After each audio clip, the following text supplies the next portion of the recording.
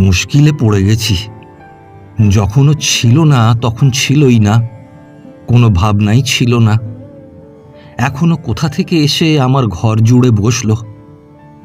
ও চলে গেলে আমার এই ঘর যেন আর ঘরই থাকবে না।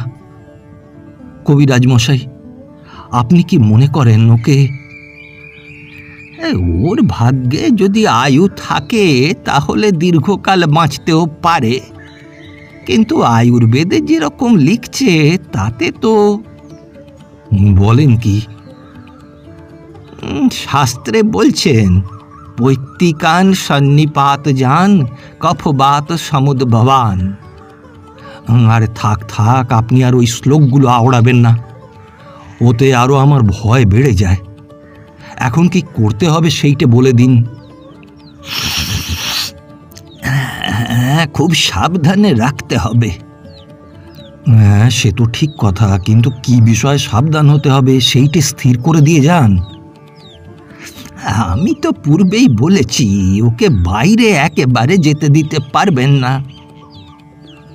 ছেলে মানুষ, ওকে দিনরাত ঘরের মধ্যে ধরে রাখা যে ভারী শক্ত। তা কি করবেন বলেন? এই শরৎকালের রৌদ্র আর বায়ু দুই ওই বালকের পক্ষে বিষবৎ। কারণ কিনা শাস্ত্রে বলছে, অপস্মারে জ্বরে কাশে কামলায়াং হলিমকে। আহা থাক থাক, আপনার শাস্ত্র থাক। তাহলে ওকে বন্ধ করেই রেখে দিতে হবে, অন্য কোনো উপায় নেই? কিছু না, কারণ পবনে তপনে চৈব। আরে আপনার ওই চৈব নিয়ে আমার কি হবে বলেন তো? ও থাক না। কি করতে হবে সেইটা বলে দিন। কিন্তু আপনার ব্যবস্থা বড় কঠোর। রোগের সমস্ত দুঃখ ও বেচারা চুপ করে সহ্য করে, কিন্তু আপনার ওষুধ খাবার সময় ওর কষ্ট দেখে আমার বুক ফেটে যায়। সেই কষ্ট যত প্রবল তার ফলও তত বেশি।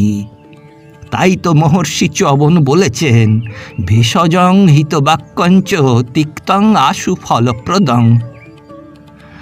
আজ তবে উঠি দত্তমশাই। ওই রে, ঠাকুরদা এসেছে, সর্বনাশ করলে। কেন, আমাকে তোমার ভয় কিসের? তুমি যে ছেলে খেপাবার সর্দার। তুমি তো ছেলেও নও, তোমার ঘরেও ছেলে নেই, তোমার খেপবার বয়সও গেছে, তা তোমার ভাবনা কি? আরে ঘরে যে ছেলে একটি এনেছি। সে কি রকম? আমার স্ত্রী যে পোষ্যপুত্র নেবার জন্য ক্ষেপে উঠেছিল। হ্যাঁ, সে তো অনেক দিন থেকে শুনছি, কিন্তু তুমি যে নিতে চাও না। আরে জানো তো ভাই, অনেক কষ্টে টাকা করেছি। কোথা থেকে পরের ছেলে এসে আমার বহু পরিশ্রমের ধন বিনা পরিশ্রমে ক্ষয় করতে থাকবে, সে কথা মনে করলেও আমার খারাপ লাগতো। কিন্তু এই ছেলেটিকে আমার যে কিরকম লেগে গিয়েছে। তাই এর জন্যে টাকা যতই খরচ করছো ততই মনে করছো সে যেন টাকার পরম ভাগ্য। আগে টাকা রোজগার করতুম, সে কেবল একটা নেশার মতো ছিল, না করে কোনো মতে থাকতে পারতুম না।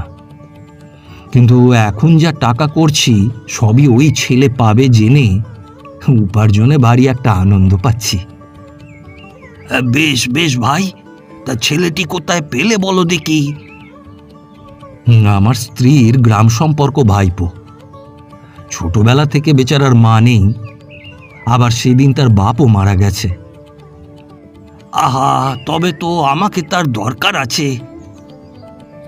কবিরাজ বলছে তার ওইটুকু শরীরে একসঙ্গে বাত পিত্ত শ্লেষ্মা যেরকম প্রকোপিত হয়ে উঠেছে, তাতে তার আর বড় আশা নেই। এখন একমাত্র উপায় তাকে কোনো রকমে এই শরতের রৌদ্র আর বাতাস থেকে বাঁচিয়ে ঘরে বন্ধ করে রাখা। ছেলেগুলোকে ঘরের বার করাই তোমার এই বুড়ো বয়সের খেলা, তাই তোমাকে ভয় করি। মিছে বলনি, একেবারে ভয়ানক হয়ে উঠেছি আমি, শরতের রৌদ্র আর হাওয়ারই মতো। কিন্তু ভাই, ঘরে ধরে রাখবার মতো খেলাও আমি কিছু জানি।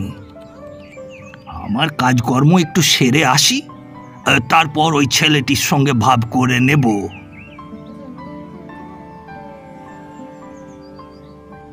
পিসে মশাই, কি অমল? আমি কি ওই উঠোনটাতেও যেতে পারবো না?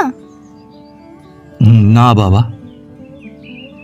ওই যেখানটাতে পিসিমা জাঁতা দিয়ে ডাল ভাঙেন, ওই দেখো না, যেখানে ভাঙা ডালের খুদগুলি দুই হাতে তুলে নিয়ে লেজের ওপর ভর দিয়ে বসে কাঠবিড়ালি কুটুস কুটুস করে খাচ্ছে, ওখানে আমি যেতে পারবো না। না বাবা। আমি যদি কাঠবিড়ালি হতুম তবে বেশ হতো, কিন্তু পিসে মশাই আমাকে কেন বেরোতে দেবে না? কবিরাজ যে বলেছে বাইরে গেলে তোমার অসুখ করবে। কবিরাজ কেমন করে জানলে? বলো কি অমল, কবিরাজ জানবে না? সে যে এত বড় বড় পুঁথি পড়ে ফেলেছে। পুঁথি পড়লে কি সমস্ত জানতে পারে? বেশ, তাও বুঝি জানো না? আমি যে পুঁথি কিছুই পড়িনি, তাই জানিনি। দেখো, বড় বড় পণ্ডিতরা সব তোমারই মতো, তারা ঘর থেকে তো বেরোয় না। বেরোয় না? না, কখন বেরোবে বলো? তারা বসে বসে কেবল পুঁথি পড়ে, আর কোনো দিকেই তাদের চোখ নেই। অমলবাবু, তুমিও বড় হলে পণ্ডিত হবে, বসে বসে এই এত বড় বড় সব পুঁথি পড়বে, সবাই দেখে আশ্চর্য হয়ে যাবে। না না পিসে মশাই, তোমার দুটি পায়ে পড়ি, আমি পণ্ডিত হব না। পিসে মশাই, আমি পণ্ডিত হব না। সে কি কথা অমল? যদি পণ্ডিত হতে পারতুম তাহলে আমি তো বেঁচে যেতুম। আমি যা আছে সব দেখব, কেবলই দেখে বেড়াবো। শোনো একবার, দেখবে কি? দেখবার এত আছেই বা কি? আমাদের জানলার কাছে বসে সেই যে দূরে পাহাড় দেখা যায়, আমার ভারী ইচ্ছে করে ওই পাহাড়টা পার করে চলে যাই। কি পাগলের মতো কথা! কাজ নেই, কর্ম নেই, খামোখা পাহাড়টা পার হয়ে চলে যাই। কি যে বলে তার ঠিক নেই। পাহাড়টা যখন মস্ত বেড়ার মতো উঁচু হয়ে আছে, তখন তো বুঝতে হবে ওটা পেরিয়ে যাওয়া বারণ। নইলে এত বড় বড় পাথর জড়ো করে এত বড় একটা কাণ্ড করবার দরকার কি ছিল? পিসে মশাই, তোমার কি মনে হয় ও বারণ করছে?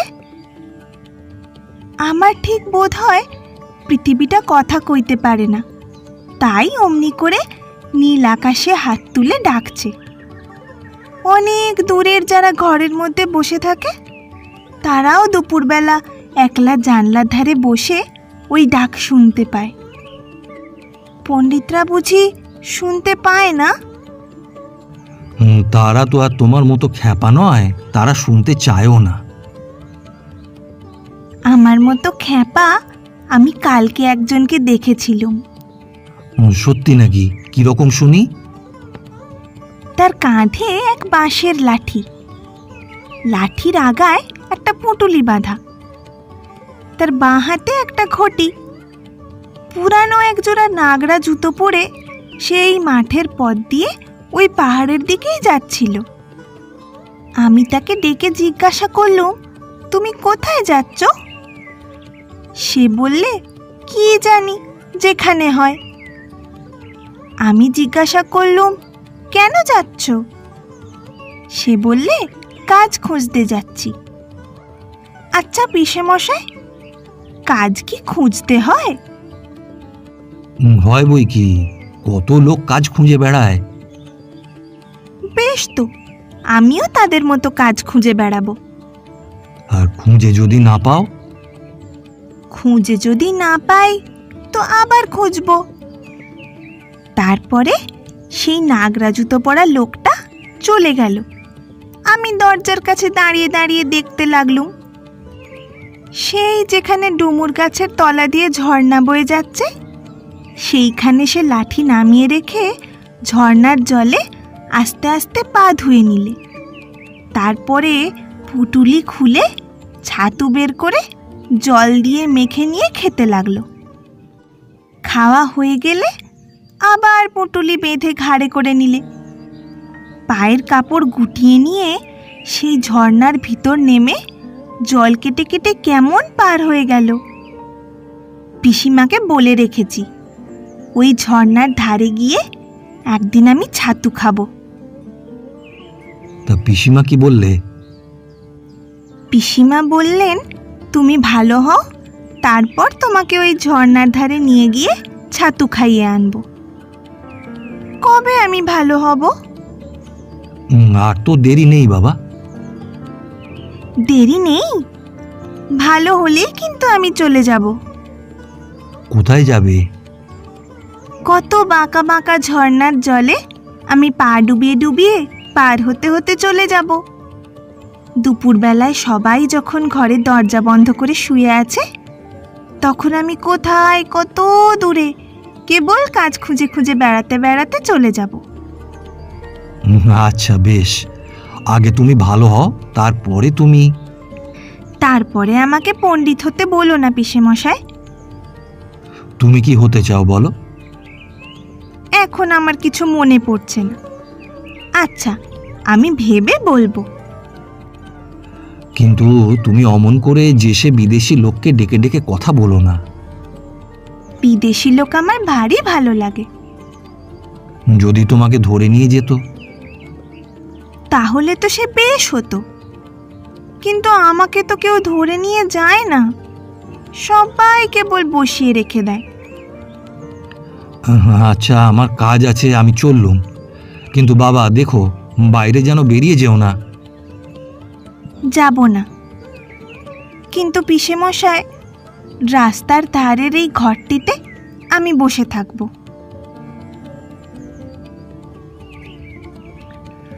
দই দই, ভালো দই। দইওয়ালা, দইওয়ালা, ও দইওয়ালা।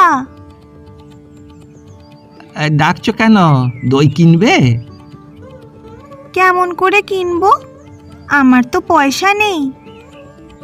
কেমন ছেলে তুমি, কিনবে না তো আমার বেলা বইয়ে দাও কেন?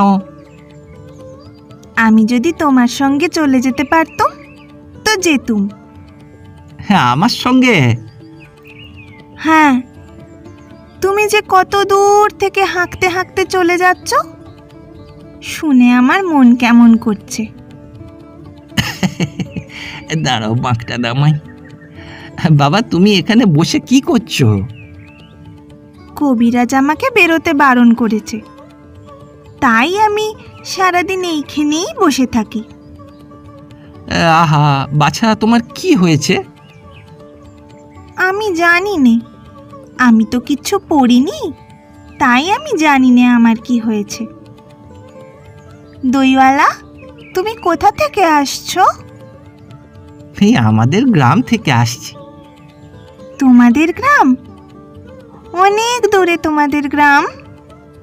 হ্যাঁ, আমাদের গ্রাম সেই পাঁচমুড়া পাহাড়ের তলায়, শামলি নদীর ধারে। পাঁচমুড়া পাহাড়, শামলি নদী, কি জানি, হয়তো তোমাদের গ্রাম দেখেছি। কবে সে আমার মনে পড়ে না। তুমি দেখেছো? পাহাড় তলায় কোনোদিন গিয়েছিলে নাকি? না, কোনোদিন যাইনি, কিন্তু আমার মনে হয় যেন আমি দেখেছি। অনেক পুরনো কালের খুব বড় বড় গাছের তলায় তোমাদের গ্রাম, একটি লাল রঙের রাস্তার ধারে, না? ঠিক বলেছো বাবা। সেখানে পাহাড়ের গায়ে সব গরু চড়ে বেড়াচ্ছে। কি আশ্চর্য, ঠিক বলছো। আমাদের গ্রামে গরু চড়ে বই কি, খুব চড়ে। মেয়েরা সব নদী থেকে জল তুলে মাথায় কলসি করে নিয়ে যায়, তাদের লাল শাড়ি পরা। বাবা, ঠিক কথা। আমাদের সব গয়লাপাড়ার মেয়েরা নদী থেকে জল তুলে তো নিয়ে যাই, তবে কি না তারা সবাই যে লাল শাড়ি পরে তা তো নয়। কিন্তু বাবা, তুমি নিশ্চয়ই কোনোদিন সেখানে বেড়াতে গিয়েছিলে। সত্যি বলছি দইওয়ালা, আমি একদিনও যাইনি। কবিরাজ যেদিন আমাকে বাইরে যেতে বলবে সেদিন তুমি নিয়ে যাবে তোমাদের গ্রামে? হ্যাঁ, যাবো বই কি বাবা, খুব নিয়ে যাব। আমাকে তোমার মতো ওই রকম দই বেচতে শিখিয়ে দিও, ওই রকম বাঁক কাঁধে নিয়ে, ওই রকম খুব দূরের রাস্তা দিয়ে। মরে যাই, দই বেচতে যাবে কেন বাবা? এত এত পুঁথি পড়ে তুমি পণ্ডিত হয়ে উঠবে। না না, আমি কখনো পণ্ডিত হব না। আমি তোমাদের রাঙা রাস্তার ধারে, তোমাদের বুড়ো বটের তলায় গোয়ালপাড়া থেকে দই নিয়ে এসে দূরে দূরে গ্রামে গ্রামে বেচে বেচে বেড়াবো। কিরকম করে তুমি বলো? দই দই দই, ভালো দই। আমাকে সুরটা শিখিয়ে দাও। হায় পোড়া কপাল, এ সুরও কি শেখবার সুর? না না, ও আমার শুনতে খুব ভালো লাগে। আকাশের খুব শেষ থেকে যেমন পাখির ডাক শুনলে মন উদাস হয়ে যায়, তেমনি ওই রাস্তার মোড় থেকে ওই গাছের সারের মধ্যে দিয়ে যখন তোমার ডাক আসছিল, আমার মনে হচ্ছিল, কি জানি কি মনে হচ্ছিল। বাবা, এই এক ভাঁড় দই তুমি খাও। আমার তো পয়সা নেই। না না না না, পয়সার কথা বলো না। তুমি আমার দই একটু খেলে আমি কত খুশি হব। তোমার কি অনেক দেরি হয়ে গেল? কিচ্ছু দেরি হয়নি বাবা, আমার কোনো লোকসান হয়নি। দই বেচতে যে কত সুখ সে তোমার কাছে শিখে নিলুম। আসি বাবা।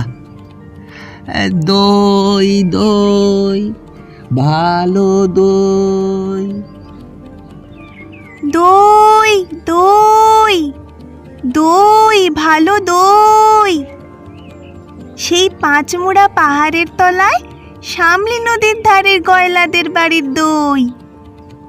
তারা ভোরের বেলায় গাছের তলায় গরু দাঁড় করিয়ে দুধ দই, সন্ধেবেলায় মেয়েরা দই পাতে, সেই দই। দই দই দই, ভালো দই। এই যে রাস্তায় প্রহরী পায়চারি করে বেড়াচ্ছে। প্রহরী, প্রহরী, একটিবার শুনে যাও না প্রহরী। কি অমন করে ডাকাডাকি করছো কেন? আমাকে ভয় করো না তুমি? কেন? তোমাকে কেন ভয় করব? যদি তোমাকে ধরে নিয়ে যাই? কোথায় ধরে নিয়ে যাবে? অনেক দূরে, ওই পাহাড় পেরিয়ে? একেবারে রাজার কাছে যদি নিয়ে যাই? রাজার কাছে নিয়ে যাও না আমাকে। কিন্তু আমাকে যে কবিরাজ বাইরে যেতে বারণ করেছে। আমাকে কেউ কোথাও ধরে নিয়ে যেতে পারবে না। আমাকে কেবল দিনরাত্রি এইখানেই বসে থাকতে হবে। কবিরাজ বারণ করেছে? আহা, তাই বটে। তোমার মুখ যেন সাদা হয়ে গেছে, চোখের কোলে কালি পড়েছে, তোমার হাত দুখানিতে শিরগুলি দেখা যাচ্ছে। তুমি ঘন্টা বাজাবে না প্রহরী?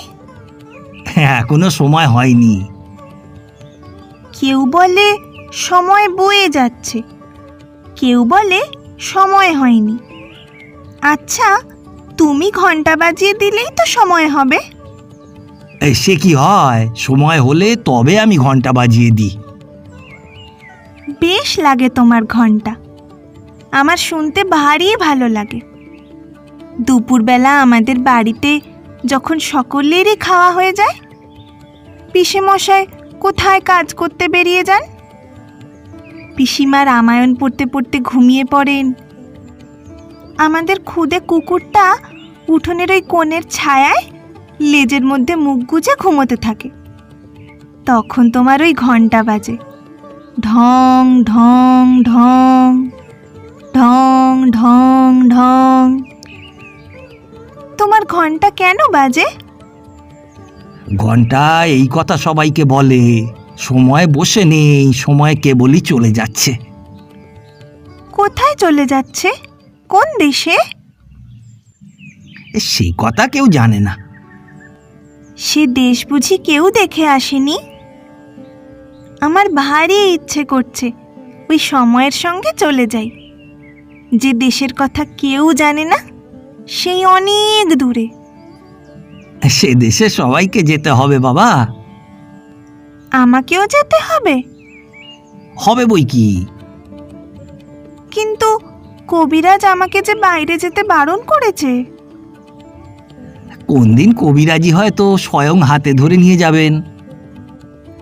না না, তুমি তাকে জানো না, সে কেবলই ধরে রেখে দেয়। তার চেয়ে ভালো কবিরাজ যিনি আছেন তিনি এসে ছেড়ে দিয়ে যান। আমার সেই ভালো কবিরাজ কবে আসবেন?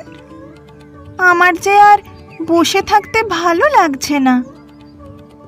হ্যাঁ, অমন কথা বলতে নেই বাবা। না, আমি তো বসেই আছি। যেখানে আমাকে বসিয়ে রেখেছে সেখান থেকে আমি তো বেরোই নেই। কিন্তু তোমার ওই ঘন্টা বাজে ঢং ঢং ঢং, আর আমার মন কেমন করে। আচ্ছা প্রহরী, কি বাবা? আচ্ছা ওই যে রাস্তার ওপারের বড় বাড়িতে নিশান উড়িয়ে দিয়েছে, আর ওখানে সব লোকজন কেবলই আসছে যাচ্ছে, ওখানে কি হয়েছে? ওখানে নতুন ডাকঘর বসেছে। ডাকঘর? কার ডাকঘর? ডাকঘর আর কার হবে, রাজার ডাকঘর। এ ছেলেটি ভারী মজার। রাজার ডাকঘরে রাজার কাছ থেকে সব চিঠি আসে? আসে বই কি, দেখো একদিন তোমার নামেও চিঠি আসবে। আমার নামেও চিঠি আসবে? আমি যে ছেলে মানুষ। আর ছেলে মানুষকে রাজা এতটুকুটুকু ছোট্ট ছোট্ট চিঠি লেখেন। বেশ হবে, আমি কবে চিঠি পাবো? আমাকেও তিনি চিঠি লিখবেন তুমি কেমন করে জানলে? আর তা নইলে তিনি ঠিক তোমার ওই খোলা জানলাটার সামনেই অত বড় একটা সোনালি রঙের নিশান উড়িয়ে ডাকঘর খুলতে যাবেন কেন? ছেলেটাকে আমার বেশ লাগছে। আচ্ছা, রাজার কাছ থেকে আমার চিঠি এলে আমাকে কে এনে দেবে? রাজার যে অনেক ডাকঘর করা আছে, দেখনি বুকে গোল গোল সোনার তকমা পরে তারা ঘুরে বেড়ায়। আচ্ছা, কোথায় তারা ঘোরে? ঘরে ঘরে, দেশে দেশে। এর প্রশ্ন শুনলে হাসি পায়। বড় হলে আমি রাজার ডাকঘর করা হব। ডাকঘর করা সে ভারী মস্ত কাজ। রোদ নেই, বৃষ্টি নেই, গরিব নেই, বড় মানুষ নেই, সকলের ঘরে ঘরে চিঠি বিলি করে বেড়ানো। সে খুব জবর কাজ। তুমি হাসছো কেন? আমার ওই কাজটাই সকলের চেয়ে ভালো লাগছে। না না, তোমার কাজও খুব ভালো। দুপুরবেলা যখন রোদ্দুর ঝাঁঝা করে তখন ঘন্টা বাজে ঢং ঢং ঢং। আবার এক একদিন রাত্রে হঠাৎ বিছানায় জেগে উঠে দেখি ঘরের প্রদীপ নিভে গেছে। বাইরের কোন অন্ধকারের ভিতর দিয়ে ঘন্টা বাজছে ঢং ঢং ঢং। ওই যে মোড়ল আসছে, আমি এবার পালাই। ও যদি দেখতে পায় তোমার সঙ্গে গল্প করছি তাহলেই মুশকিল বাঁধাবে। কই মোড়ল? কই কই? ওই যে অনেক দূরে, মাথায় একটা মস্ত গোল পাতার ছাতি। ওকে বুঝি রাজা মোড়ল করে দিয়েছে? আরে না, ও আপনি মোড়লি করে। যে ওকে না মানতে চায় ও তার সঙ্গে দিন রাত এমনি লাগে যে ওকে সকলেই ভয় করে। কেবল সকলের সঙ্গে শত্রুতা করেই ও আপনার ব্যবসা চালায়। এই আজ তবে যাই, আমার কাজ কামাই যাচ্ছে। আমি আবার কাল সকালে এসে তোমাকে সমস্ত শহরের খবর শুনিয়ে যাব। রাজার কাছ থেকে রোজ একটা করে চিঠি যদি পাই তাহলে বেশ হয়। এই জানলার কাছে বসে বসে পড়ি। কিন্তু আমি তো পড়তে পারিনি, কে পড়ে দেবে? পিসিমা তো রামায়ণ পড়ে, পিসিমা কি রাজার লেখা পড়তে পারে? কেউ যদি পড়তে না পারে জমিয়ে রেখে দেব, আমি বড় হলে পড়ব। কিন্তু ডাকঘর করা যদি আমাকে না চেনে? মোড়ল মশাই, ও মোড়ল মশাই, একটা কথা শুনে যাও। এই কে রে? রাস্তার মধ্যে আমাকে ডাকাডাকি করে? কোথাকার বাঁদর এটা? তুমি মোড়ল মশাই, তোমাকে তো সবাই মানে। মানে বই কি, খুব মানে। রাজার ডাকঘর করা তোমার কথা শোনে? আরে না শুনে তার প্রাণ বাঁচে? বাস রে, সাধ্য কি? তুমি ডাকঘর করাকে বলে দেবে আমারই নাম অমল, আমি এই জানলার কাছটাতে বসে থাকি। কেন বলো দেখি? আমার নামে যদি চিঠি আসে? আর তোমার নামে চিঠি? আর তোমাকে কে চিঠি লিখবে? রাজা যদি চিঠি লেখে তাহলে? ছেলেটা তো কম নয়। রাজা তোমাকে চিঠি লিখবে? তা লিখবে বই কি, তুমি যে তার পরম বন্ধু। কদিন তোমার সঙ্গে দেখা না হয়ে রাজা শুকিয়ে যাচ্ছে, খবর পেয়েছি। আর বেশি দেরি নেই, চিঠি হয়তো আজই আসে কি কালই আসে। মোড়ল মশাই, তুমি অমন করে কথা করছো কেন? তুমি কি আমার উপর রাগ করেছো? বাস রে, তোমার উপর রাগ করব? এত সাহস আমার? রাজার সঙ্গে তোমার চিঠি চলে? মাধব দত্তর বড় বার হয়েছে দেখছি, আর 2 পয়সা জমিয়েছে কিনা। এখন তার ঘরে রাজা বাদশার কথা ছাড়া আর কথা নেই। রোশনা, ওকে মজা দেখাচ্ছি। ওরে ছোঁড়া, বেশ শীঘ্রই যাতে রাজার চিঠি তোদের বাড়িতে আসে, আমি তার বন্দোবস্ত করছি। না না, তোমাকে কিছু করতে হবে না। কেন রে? তোর খবর আমি রাজাকে জানিয়ে দেব, তিনি তাহলে আর দেরি করতে পারবেন না। তোমাদের খবর নেওয়ার জন্য এখনই পাইক পাঠিয়ে দেবেন। না, মাধব দত্তর ভারী আসপদ্দা, রাজার কানে একবার উঠলে দুরস্ত হয়ে যাবে।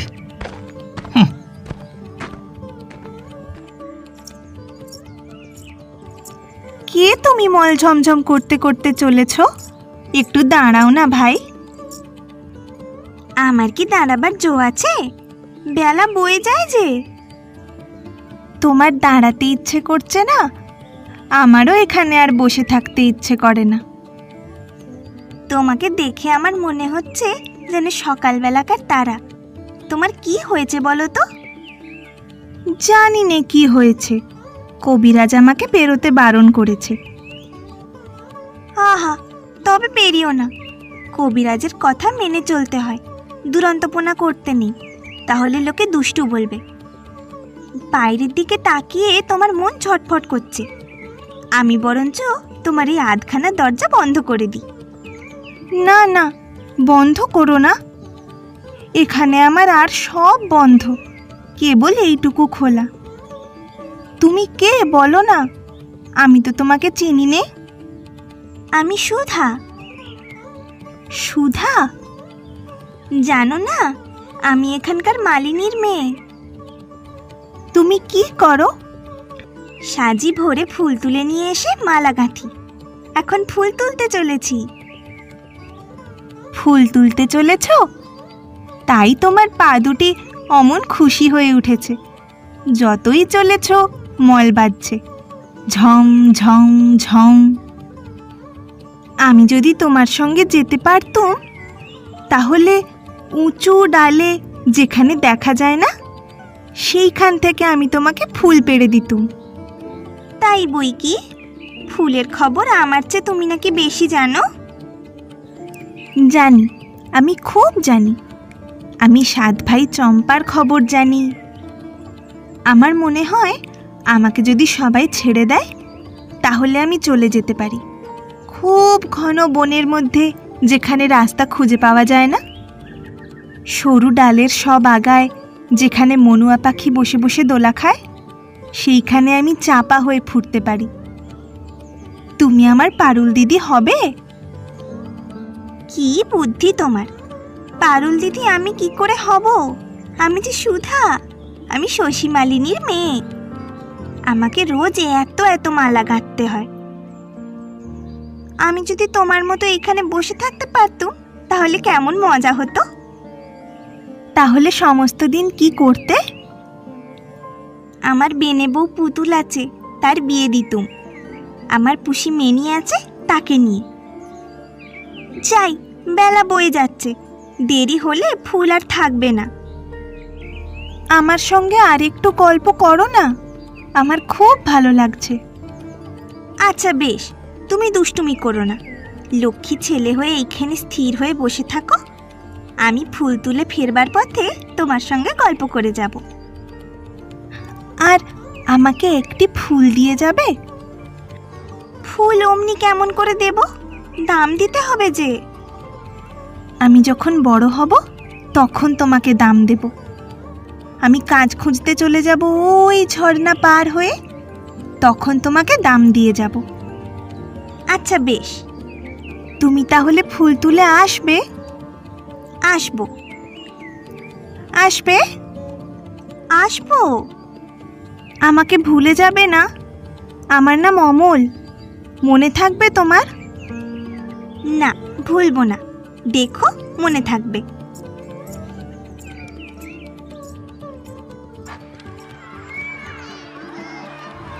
ভাই, তোমরা সব কোথায় যাচ্ছ ভাই? একবার একটুখানি এইখানে দাঁড়াও না। আমরা খেলতে চলেছি। কি খেলবে তোমরা ভাই? আমরা চাষ খেলা খেলবো। এই যে আমাদের লাঙল, আমরা দুজনে দুই গরু আবো। সমস্ত দিন খেলবে? হ্যাঁ, সমস্ত দিন। তারপরে সন্ধ্যার সময় নদীর ধার দিয়ে দিয়ে বাড়ি ফিরে আসবে? হ্যাঁ, সন্ধ্যের সময় ফিরবো। আমার এই ঘরের সামনে দিয়েই ফিরো ভাই।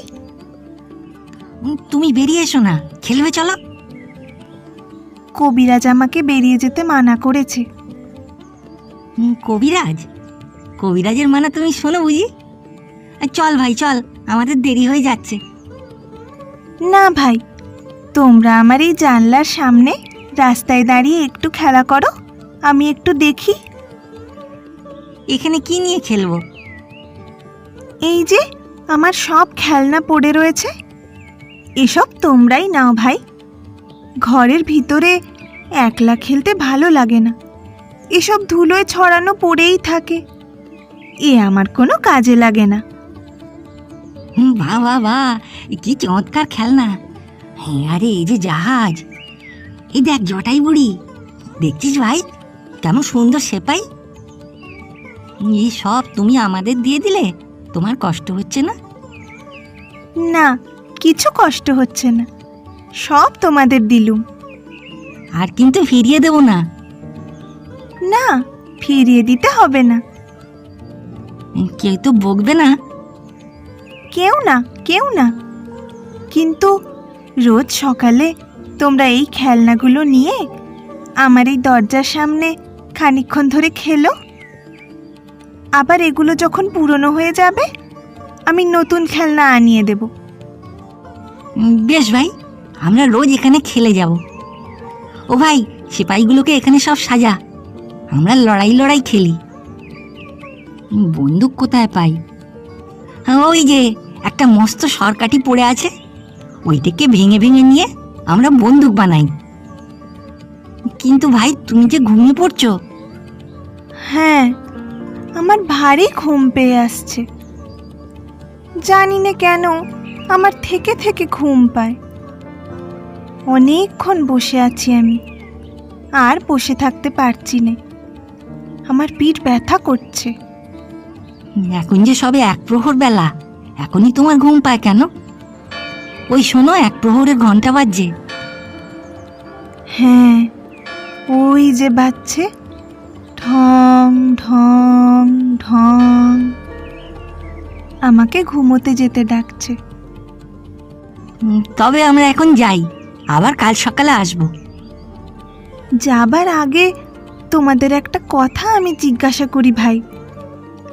তোমরা তো বাইরে থাকো, তোমরা ওই রাজার ডাকঘরের ডাকঘর করাদের চেনো? হ্যাঁ, চিনি বই কি, খুব চিনি। কে তারা? নাম কি? একজন আছে বাদলহর করা, একজন আছে শরৎ, আরও কত আছে। আচ্ছা, আমার নামে যদি চিঠি আসে তারা কি আমাকে চিনতে পারবে? কেন পারবে না? চিঠিতে তোমার নাম থাকলেই তারা তোমাকে ঠিক চিনে নেবে। কাল সকালে যখন আসবে তাদের একজনকে ডেকে এনে আমাকে চিনিয়ে দিও না। আচ্ছা, দেব।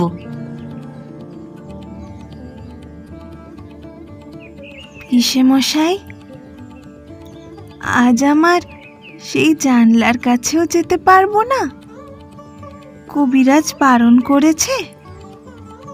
হ্যাঁ বাবা, সেখানে রোজ রোজ বসে থেকেই তো তোমার ব্যায়ামও বেড়ে গেছে। না পিসে মশাই, না, আমার ব্যামোর কথা আমি কিছুই জানি নে, কিন্তু সেখানে থাকলে আমি খুব ভালো থাকি। সেখানে বসে বসে তুমি এই শহরের যত রাজ্যের ছেলে বুড়ো সকলের সঙ্গেই ভাব করে নিয়েছো। আমার দরজার কাছে রোজ যেন একটা মস্ত মেলা বসে যায়। এতেও কি কখনো শরীর টেকে? দেখো দেখি, আজ তোমার মুখখানা কিরকম ফ্যাকাশে হয়ে গেছে। পিসে মশাই, আমার সেই ফকির হয়তো আজ আমাকে জানলার কাছে না দেখতে পেয়ে চলে যাবে। তোমার আবার ফকির কে? সেই যে রোজ আমার কাছে এসে নানা দেশ বিদেশের কথা বলে যায়, শুনতে আমার ভারী ভালো লাগে। কই, আমি তো কোনো ফকিরকে জানি নে। এই ঠিক তার আসবার সময় হয়েছে, তোমার পায়ে পড়ি, তুমি তাকে একবার বলে এসো না, সে যেন আমার ঘরে এসে একবার বসে।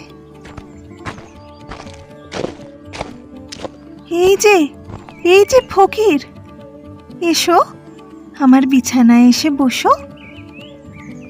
এ কি, এ যে ঠাকুরদা! আমি ফকির, তুমি যে কি নও তা তো ভেবে পাইনে। এবারে তুমি কোথায় গিয়েছিলে ফকির? আমি ক্রৌঞ্চ দ্বীপে গিয়েছিলুম, সেইখান থেকে এইমাত্র আসছি। ক্রৌঞ্চ দ্বীপে? এতে আশ্চর্য হও কেন? তোমাদের মতো আমাকে পেয়েছো? আমার তো যেতে কোনো খরচ নেই, আমি যেখানে খুশি যেতে পারি। তোমার ভারী মজা। আমি যখন ভালো হব তখন তুমি আমাকে চেলা করে নেবে বলেছিলে, মনে আছে ফকির? খুব মনে আছে। বেড়াবার এমন সব মন্ত্র শিখিয়ে দেব যে সমুদ্রে, পাহাড়ে, অরণ্যে কোথাও কিছুতে বাধা দিতে পারবে না। এসব কি পাগলের মতো কথা হচ্ছে তোমাদের? বাবা অমল, পাহাড় পর্বত সমুদ্রকে ভয় করিনে, কিন্তু তোমার এই পিসেটির সঙ্গে যদি আবার কবিরাজ এসে জোটেন তাহলে আমার মন্ত্রকে হার মানতে হবে। না না পিসে মশাই, তুমি কবিরাজকে কিছু বলো না। এখন আমি এইখানেই শুয়ে থাকবো, কিচ্ছু করব না। কিন্তু যেদিন আমি ভালো হব সেই দিনই আমি ফকিরের মন্ত্র নিয়ে চলে যাব।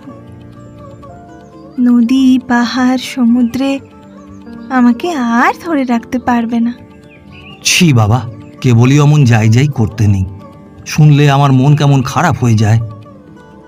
ক্রৌঞ্চ দ্বীপ কিরকম দ্বীপ আমাকে বলো না ফকির।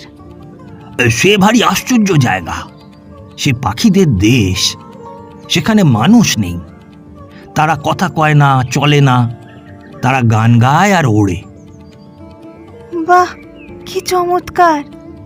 সমুদ্রের ধারে? হ্যাঁ, সমুদ্রের ধারে বই কি। সব নীল রঙের পাহাড় আছে?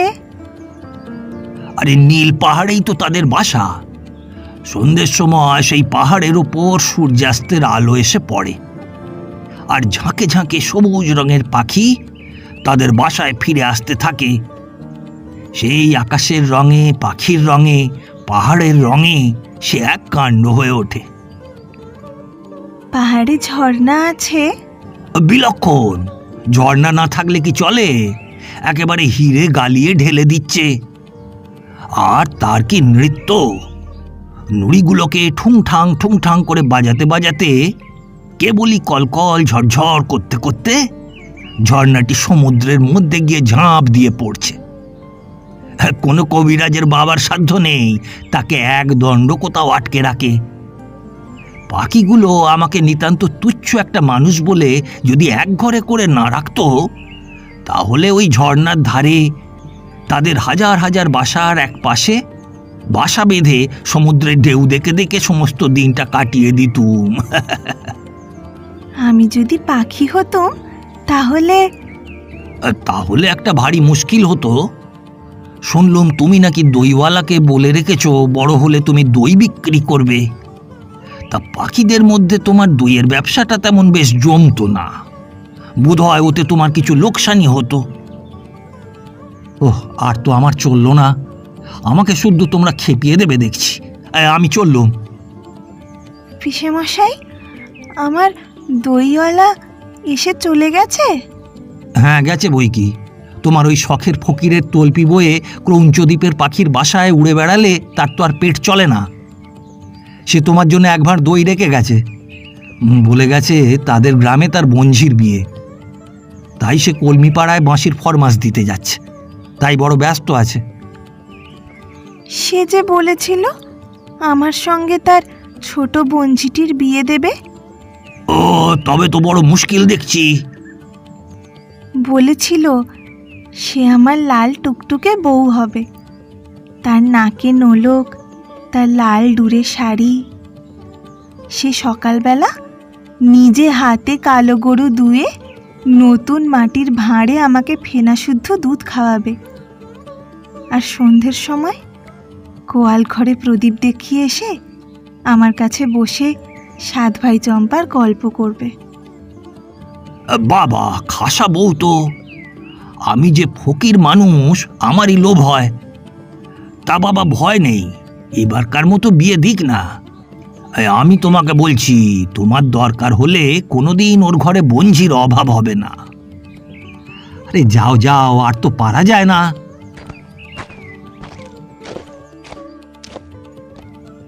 ফকির, পিসেমশাই তো গিয়েছেন। এইবার আমাকে চুপি চুপি বলো না, ডাকঘরে কি আমার নামে রাজার চিঠি এসেছে? শুনেছি তো তার চিঠি রওনা হয়ে বেরিয়েছে, সেই চিঠি এখনো পথে আছে। পথে? কোন পথে? সেই যে বৃষ্টি হয়ে আকাশ পরিষ্কার হয়ে গেলে অনেক দূরে দেখা যায়, সেই ঘন বনের পথে? ও, তবে তো তুমি সব জানো দেখছি, সেই পথেই তো। আমি সব জানি ফকির। তাই তো দেখতে পাচ্ছি। কেমন করে জানলে? তা আমি জানি নে, আমি যেন চোখের সামনে দেখতে পাই। মনে হয় যেন আমি অনেকবার দেখেছি, সে অনেক দিন আগে। কতদিন তা মনে পড়ে না। বলবো? আমি দেখতে পাচ্ছি রাজার ডাকঘর করা পাহাড়ের উপর থেকে একলা কেবলই নেমে আসছে। বাঁ হাতে তার লণ্ঠন, কাঁধে তার চিঠির থলি। কতদিন কত রাত ধরে সে কেবলই নেমে আসছে। পাহাড়ের পায়ের কাছে ঝর্ণার পথ যেখানে ফুরিয়েছে, সেখানে বাঁকা নদীর পথ ধরে সে কেবলই চলে আসছে। নদীর ধারে জোয়ারির ক্ষেত, তারই সরু গলির ভিতর দিয়ে দিয়ে সে কেবলই আসছে। তারপরে আখের ক্ষেত, সেই আখের ক্ষেতের পাশ দিয়ে উঁচু আল চলে গিয়েছে। সেই আলের উপর দিয়ে সে কেবলই চলে আসছে। দিন রাত একলাটি চলে আসছে। ক্ষেতের মধ্যে ঝিঁঝি পোকা ডাকছে। নদীর ধারে একটিও মানুষ নেই, কেবল কাঁদা খোঁজা লেজ দুলিয়ে দুলিয়ে বেড়াচ্ছে। আমি সমস্ত দেখতে পাচ্ছি। যতই সে আসছে, দেখছি আমার বুকের ভিতরে ভারী খুশি হয়ে হয়ে উঠছে। অমন নবীন চোখ তো আমার নেই, তবু তোমার দেখার সঙ্গে সঙ্গে আমিও দেখতে পাচ্ছি। আচ্ছা ফকির, যার ডাকঘর, তুমি সেই রাজাকে জানো? জানি বই কি, আমি যে তার কাছে রোজ ভিক্ষা নিতে যাই। সে তো বেশ। আমি ভালো হয়ে উঠলে আমিও তার কাছে ভিক্ষা নিতে যাব। পারবো না যেতে?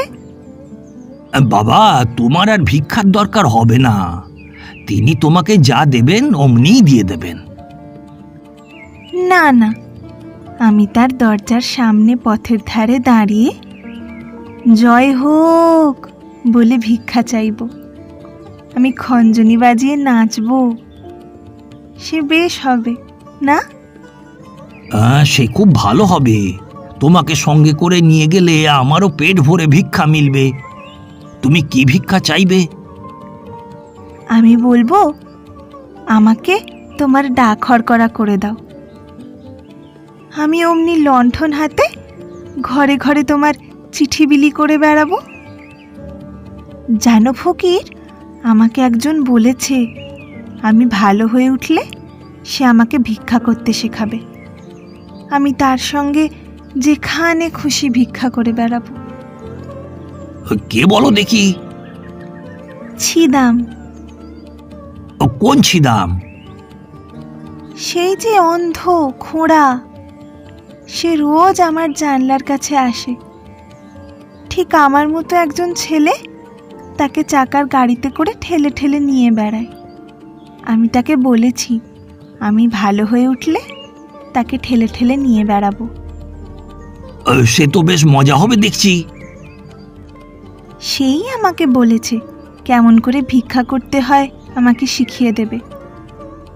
পিসেমশাইকে আমি বলি ওকে ভিক্ষা দিতে, তিনি বলেন ও মিথ্যে কানা, মিথ্যে খোঁড়া। আচ্ছা, ও যেন মিথ্যা কানাই হলো, কিন্তু চোখে দেখতে পায় না, সেটা তো সত্যি। ঠিক বলেছ বাবা, ওর মধ্যে সত্যি হচ্ছে ওইটুকু যে ও চোখে দেখতে পায় না। তা ওকে কানা বলো আর নাই বলো, তা ও ভিক্ষা পায় না, তবে তোমার কাছে বসে থাকে কি করতে? ওকে যে আমি শোনাই কোথায় কি আছে, বেচারা দেখতে পায় না। তুমি যেসব দেশের কথা আমাকে বলো সেসব আমি ওকে শুনিয়ে দিই। তুমি সেদিন আমাকে সেই যে হালকা দেশের কথা বলেছিলে, যেখানে কোনো জিনিসের কোনো ভার নেই, যেখানে একটু লাফ দিলেই অমনি পাহাড় ডিঙিয়ে চলে যাওয়া যায়, সেই হালকা দেশের কথা শুনে ও ভারী খুশি হয়ে উঠেছিল। আচ্ছা ফকির, সে দেশে কোন দিক দিয়ে যাওয়া যায়? ভেতরের দিক দিয়ে সে একটা রাস্তা আছে, সে হয়তো খুঁজে পাওয়া শক্ত। ও বেচারা যে অন্ধ, ও হয়তো দেখতেই পাবে না। ওকে কেবল ভিক্ষাই করে বেড়াতে হবে, তাই নিয়ে ও দুঃখ করছিল। আমি ওকে বললুম, ভিক্ষা করতে গিয়ে তুমি যে কত বেড়াতে পাও, সবাই তো সে পায় না। বাবা, ঘরে বসে থাকলেই বা এত কিসের দুঃখ? না না, দুঃখ নেই। প্রথমে যখন আমাকে ঘরের মধ্যে বসিয়ে রেখে দিয়েছিল, আমার মনে হয়েছিল যেন দিন ফুরোচ্ছে না। আমাদের রাজার ডাকঘর দেখে অবধি এখন আমার রোজই ভালো লাগে। এই ঘরের মধ্যে বসে বসেই ভালো লাগে। একদিন আমার চিঠি এসে পৌঁছবে, সে কথা মনে করলেই আমি খুব খুশি হয়ে চুপ করে বসে থাকতে পারি। কিন্তু রাজার চিঠিতে যে কি লেখা থাকবে তা তো আমি জানি নে। তা নাই জানলে তোমার নামটি তো লেখা থাকবে, তাহলেই হলো। তোমরা দুজনে মিলে কি ফ্যাসাদ বাঁধিয়ে বসে আছো বলো দেখি? কেন, হয়েছে কি? আরে শুনছি তোমরা নাকি রটিয়েছো রাজা তোমাদেরই চিঠি লিখবেন বলে ডাকঘর বসিয়েছেন। তাতে হয়েছে কি? আরে আমাদের পঞ্চানন মোড়ল সেই কথাটি রাজার কাছে লাগিয়ে বেনামি চিঠি লিখে দিয়েছে। সকল কথাই রাজার কানে ওঠে, সে কি আমরা জানি নে? আরে তবে সামলে চলো না কেন? রাজা বাদশার নাম করে অমন যাতা কথা মুখে আনো কেন? তোমরা যে আমাকে শুদ্ধ মুশকিলে ফেলবে। ফকির, রাজা কি রাগ করবে? আর অমনি বললেই হলো রাগ করবে? কেমন রাগ করে দেখি না। আমার মতো ফকির আর তোমার মতো ছেলের ওপর রাগ করে সে কেমন রাজাগিরি ফলায় তা দেখা যাবে। দেখো ফকির, আজ সকালবেলা থেকে আমার চোখের উপরে থেকে থেকে অন্ধকার হয়ে আসছে। মনে হচ্ছে সব যেন স্বপ্ন। একেবারে চুপ করে থাকতে ইচ্ছে করছে, কথা কইতে আর ইচ্ছে করছে না। রাজার চিঠি কি আসবে না? এখনই এই ঘর যদি সব মিলিয়ে যায়, যদি আসবে, চিঠি আজই আসবে।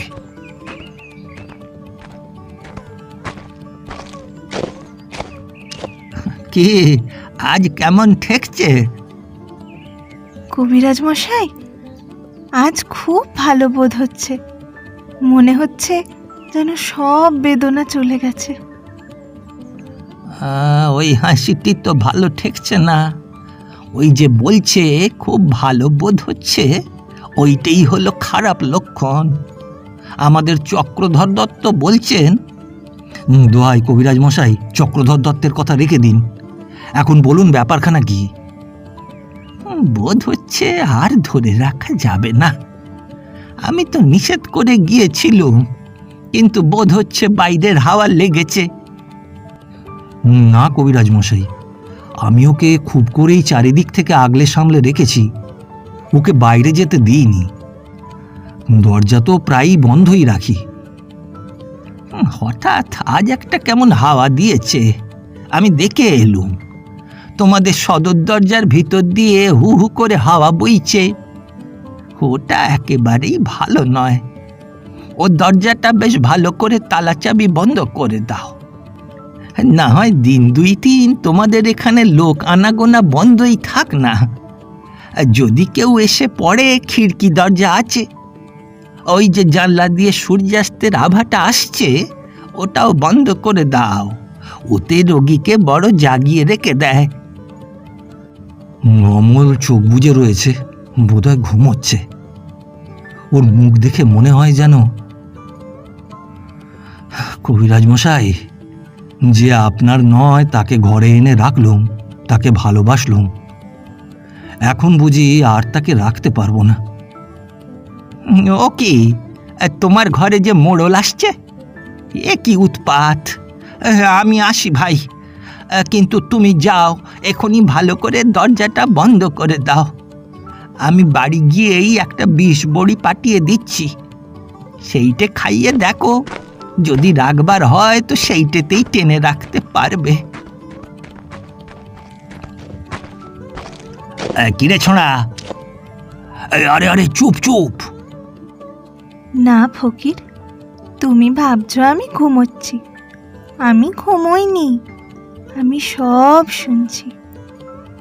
আমি যেন অনেক দূরের কথাও শুনতে পাচ্ছি। আমার মনে হচ্ছে আমার মা, আমার বাবা যেন শিয়রের কাছে কথা করছেন। ও হে মাধব দত্ত, আজকাল তোমাদের যে খুব বড় বড় লোকের সঙ্গে সম্বন্ধ। বলেন কি মোড়ল মশাই, এমন পরিহাস করবেন না। আমরা নিতান্তই সামান্য লোক। তোমাদের এই ছেলেটি যে রাজার চিঠির জন্য অপেক্ষা করে আছে। ও ছেলে মানুষ, ও পাগল, ওর কথা কি ধরতে আছে? না না, এতে আর আশ্চর্য কি? তোমাদের মতো এমন যোগ্য ঘর রাজা পাবেন কোথায়? সেই জন্যই দেখছো না, ঠিক তোমাদের জানলার সামনেই রাজার নতুন ডাকঘর বসেছে। ওরে ছোঁড়া, তোর নামে রাজার চিঠি এসেছে যে। সত্যি? এ কি সত্যি না হয়ে যায়? তোমার সঙ্গে রাজার বন্ধুত্ব। এই যে তাঁর চিঠি। আমাকে ঠাট্টা করো না ফকির। ফকির, তুমি বলো না, এ কি সত্যি তার চিঠি? হ্যাঁ বাবা, আমি ফকির তোমাকে বলছি, এই সত্য তাঁর চিঠি। কিন্তু আমি যে এতে কিছুই দেখতে পাচ্ছি নে। আমার চোখে আজ সব সাদা হয়ে গেছে। মোড়ল মশাই, বলে দাও না এ চিঠিতে কি লেখা আছে? রাজা লিখেছেন, আমি আজকালের মধ্যেই তোমাদের বাড়িতে যাচ্ছি। আমার জন্যে তোমাদের মুড়ি মুড়কির ভোগ তৈরি করে রেখো। রাজভবন আর আমার একদণ্ড ভালো লাগছে না। মোড়ল মশাই, দোহাই আপনার, এসব কথা নিয়ে পরিহাস করবেন না। পরিহাস? কিসের পরিহাস? পরিহাস করেন এমন সাধ্য আছে ওর? আরে ঠাকুরদা, তুমিও খেপে গেলে নাকি? হ্যাঁ, আমি খেপেছি। তাই আজ এই সাদা কাগজে অক্ষর দেখতে পাচ্ছি। রাজা লিখেছেন তিনি স্বয়ং অমলকে দেখতে আসছেন। তিনি তার রাজকবিরাজকেও সঙ্গে করে আনছেন। ফকির, ওই যে ফকির, তার বাজনা বাজছে, শুনতে পাচ্ছ না? উনি আরো একটু না খেপলে তো শুনতে পাবেন না। মোড়ল মশাই, আমি মনে করতুম তুমি আমার উপর রাগ করেছ। তুমি আমাকে ভালোবাসো না। তুমি যে সত্যি রাজার চিঠি আনবে এ আমি মনে করিনি। দাও, আমাকে তোমার পায়ের ধুলো দাও। না, এই ছেলেটার ভক্তি শ্রদ্ধা আছে, বুদ্ধি নেই বটে, কিন্তু মনটা ভালো। এতক্ষণে 4 প্রহর হয়ে গেছে বোধহয়।